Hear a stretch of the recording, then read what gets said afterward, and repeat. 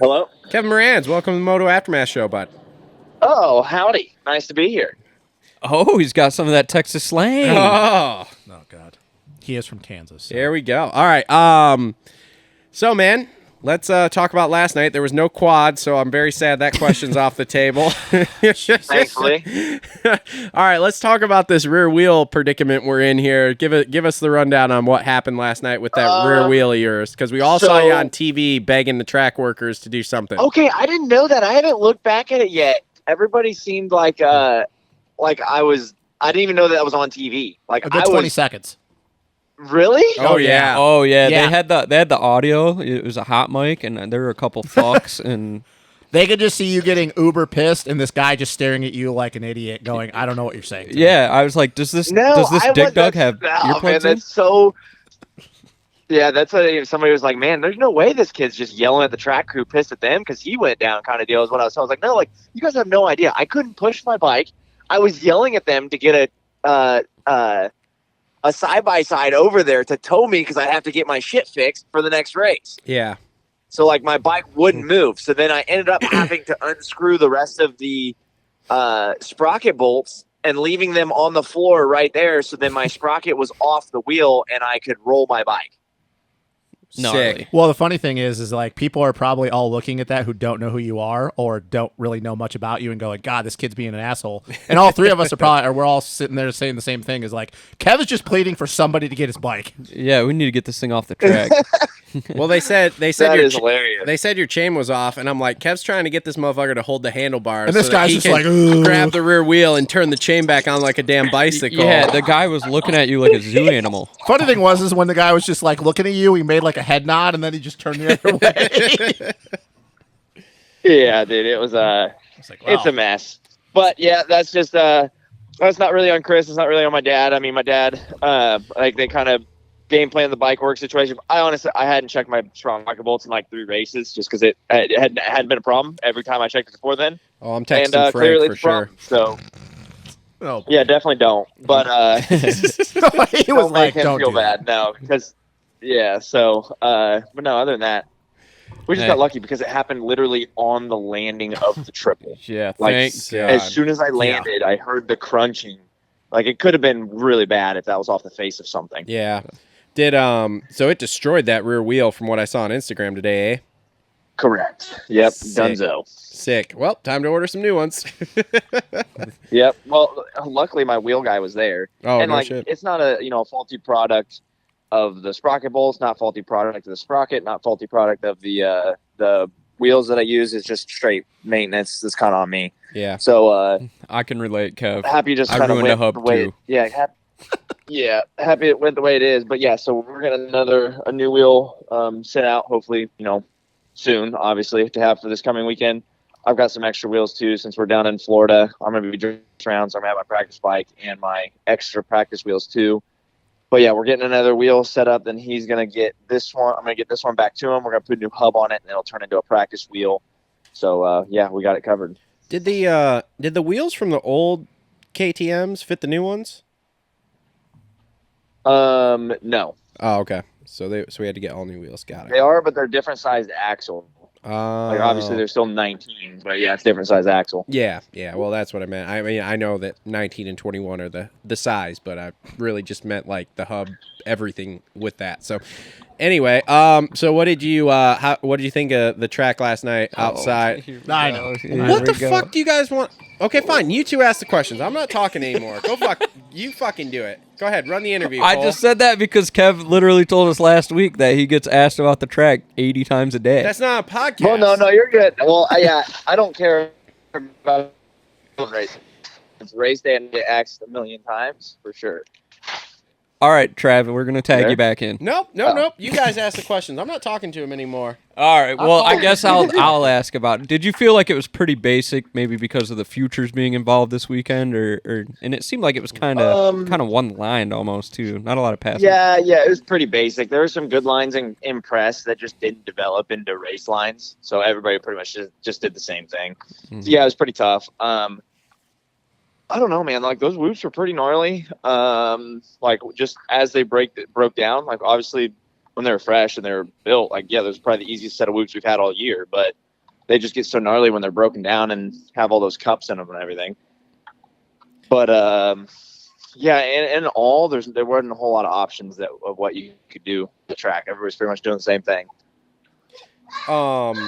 Did you ever size up jumping over the start straight when you guys came back across that first corner there? You know how they had that little inside like hip jump? No, because I heard that Tomac went for it and got it once only, and the other times he went for it, impress, or like a couple people went for it and they were just not even getting close, so I didn't even mess with it. Okay, yeah, we were wondering. Yeah, him and Kenny cranked that out like in the early laps of the first race, Moto, whatever you want to call it, and that was all we saw of it all day. So I was just curious if anybody else was talking about sizing it up or anything like that.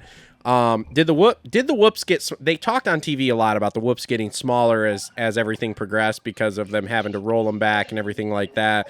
With them breaking down, did they, in your opinion, get smaller as the day went on, or? No, dude. I actually thought they got. I think for the first.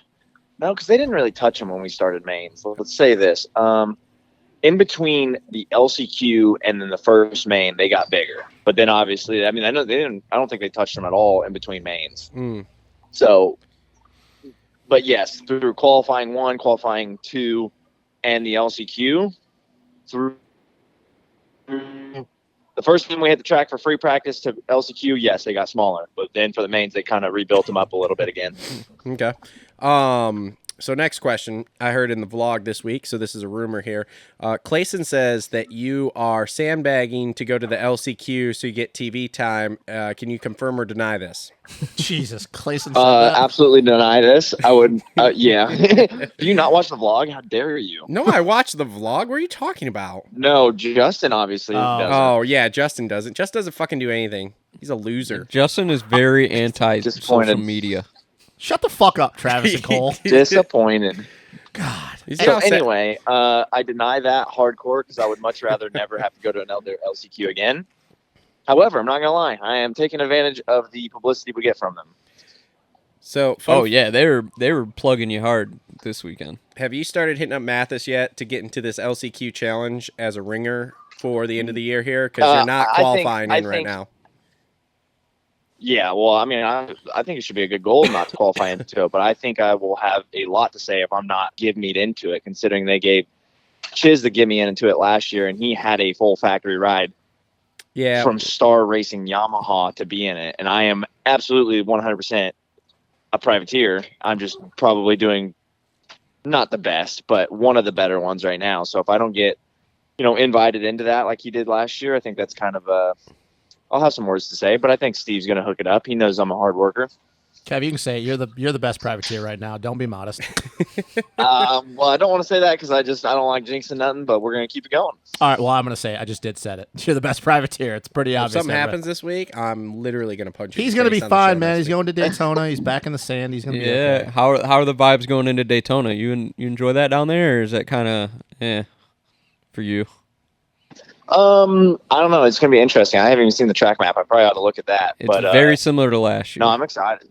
It's exactly the same as last year. Cold. It is the exact same. It's exactly the same. Yes. Oh, okay. Yeah, Why? Exactly. Why? Because Ricky wanted to do. Ricky's always thought it would be interesting to do 2 or 3 rounds of exactly the same track to see if guys can make adjustments and get better, and if it changed or if the same guys would dominate. So this year, when they gave him the option to do the track map or whatever, he decided, fuck it, we're just going to do exactly the same thing we did last year. So it's literally the same as last year. Because that worked well last year. Interesting. Yeah. Yeah, So, I do. I mean, I'm down for that. Yeah, I like Ricky's point though. It is kind of interesting. Like he brought up, Formula One, NASCAR. These guys race the same shit all the time, and guys do get better and guys get worse. So so that'll be interesting to see here. Is Chambers building a Daytona section on the Supercross track this weekend? Yes, we have one. Sweet. Big walls. Indeed. Big walls. What's Big his? walls. Does he just have like one Supercross pad, or does he have a couple, or what's the deal down there? Yeah, he's just got one Supercross pad, and then he's okay. got like a corner track over, like a sandy corner track right next to it. So we'll just jump off into his little corner track for a little bit, do a couple sections, throw some jumps in there, and then jump back onto the Supercross track. Cool. Sweet. Cool. Sexton, For show. Sexton still down there ripping, or what? Indeed. Did he crash this week? Yeah, he wasn't the happiest with me after the main event, actually. Ooh, Why? God, now he pissed off Eli last year. Now he pissed off Sexton. Why? What did you do in the last main event? Well, he came over and he's like, dude, I'm like not mad at you, but just kind of like be a little bit more aware. Because apparently, because I saw a video, he got screwed over by Harlan. Like, he tried reading Harlan what he was going to do, and then that's how Webb got around him. Yeah. I didn't see the footage of if I did anything to him, but because Harlan and I were like in a fight to the death on that last main too. I was trying to get to him and get around him, so we didn't want to move and obviously give up positions. I was kind of waiting for him to move so then I could just sneak in front of him. But yeah, I mean, we probably got in the leader's way a little bit, but I think he did it in one of the mains, but I don't think it was the last one. Harlan? No, Harlan Kev was Kev was battling with Harlan or somebody. Maybe it was the last main. I don't that remember. whole thing with Harlan and Chase was, dude. Yeah, bummer deal. Yeah, I feel bad for both of them because Harlan was trying to do the right thing, and I just don't think I think he thought Chase was going to go to the outside, and Chase got stuck, and by the time Harlan realized, Chase was like level with the middle of his chassis. well, that all started with Chiz just pile driving himself into the ground at the end of the whoops, and that fucked everything up. Suzuki things. Yeah, it's a Suzuki thing. Look, don't let it get to you. Just tell Chase, like, look, bro, if you want to wash the front, you'd have won that fucking race anyway. Look, I think Kev's trying to go down the top 5 line. He started with Eli last year. He's at Chase right now. Next year he's going to Webb. Then he's going to go to Jet. Like, he's just trying to run down the line. This is cool. You know what you should do? You should get in his way. You should get in his way during a practice moto. Yes. no, because because Chase could take him out if he wanted to. Nobody would see it. Yeah. And especially since like he's cool with me riding with him, I'm not trying to stir up anything there. Yeah, I do have respect for Chase. Like, everybody keeps talking right now how he's taking everything to the chin, facing the media and all that stuff. And I think that shows a lot in his character to come over and talk to you and say, look, man, like, and didn't do it in a dickish way, you know? So. Yeah. Yeah, because he wasn't like mother. Yeah, he wasn't like mother effing me or like cussing me out or anything like that. He's like, dude, I'm not like mad at you. He's just kind of like be a little bit more aware. Yeah, because let's be real, if that was Ando, he'd have like got in your face and called you an idiot or something. Yeah, good thing it wasn't Anderson or Barsha. Yeah. Well, I came off the track on that third main and I saw Chase like, because obviously Grant was right in front of me, throwing his hands up and whatnot. I was like, oh shit, is that me? And he's like, he primarily was ripping into Grant, and then I kind of got the end of it kind of deal, but.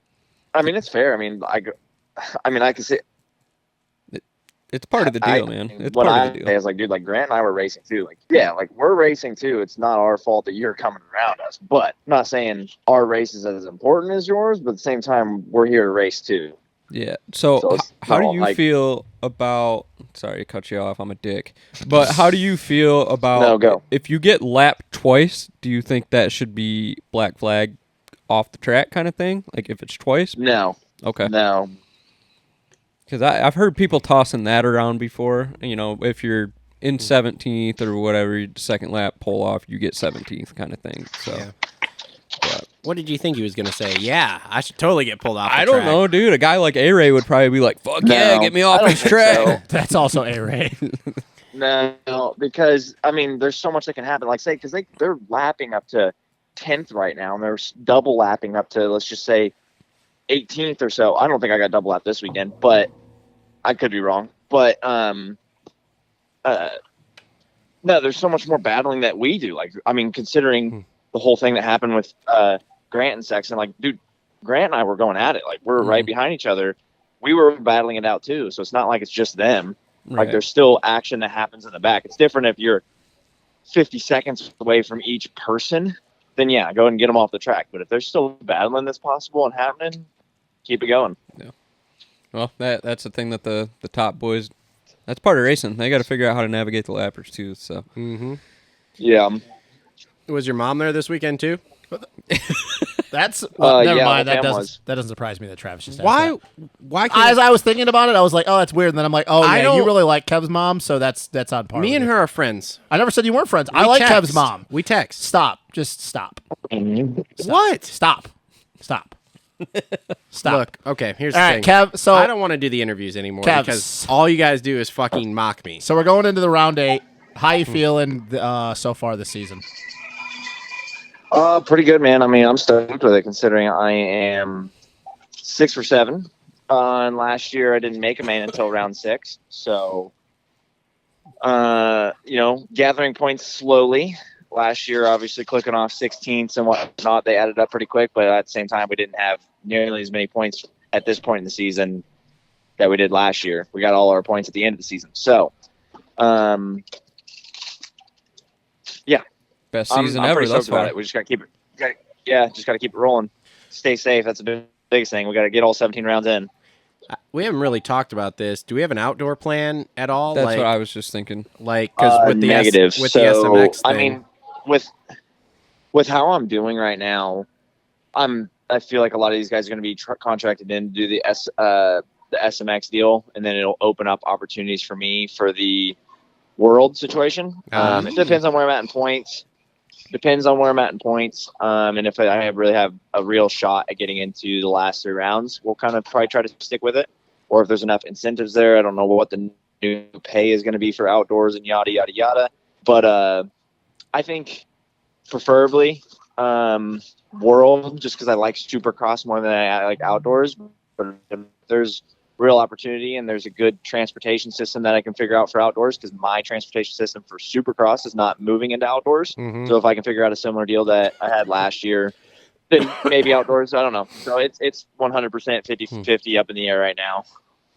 Interesting. I was just thinking about that because I was like, man, he's gathering points, but like obviously, and nobody really knows here, but supposedly if you get a win, obviously then you're in, but you don't have that, so so you're getting in on points. I don't think. Yeah, so it's correct. Like, okay, cool. So then now we're playing that game, but I like the idea of like, okay, well, I like Supercross a lot better. If there's world stuff that opens up here for me, then we could do something like that. I like that a lot. Well, but I think it's cool that it opens up also like where Kev can look at the points and be like, okay, I'm close to this round, and this round. Maybe go do 3 or 4 outdoors, get the points, and then go from there kind of thing. So. Yeah. So, cool. Well, anything else from you two knuckleheads for him? No, man. No. All right. No, we're good. All right. Great. Well, thanks, Kev. We appreciate you coming on, man. Indeed. I appreciate you guys. All right, man. We'll talk this week, buddy. Good luck, man. All righty. Thank you, guys. Talk soon. Yeah, later. I was gonna say something that I stole on my Did you say good luck, Weenie? No, I said good luck, Weenie. Jesus Christ. What's wrong with this guy? Dude, I'm having I don't know. I'm not doing interviews no more. I'm having strokes, man. He's a sensitive little bitch. Look at that. Well, you guys are fucking assholes. We're just being dicks. And he calls me. He can whatever. Let's get rolling into this. You guys are being assholes. All right. So that was Kevin Moranz, everyone. Thanks to him for calling in.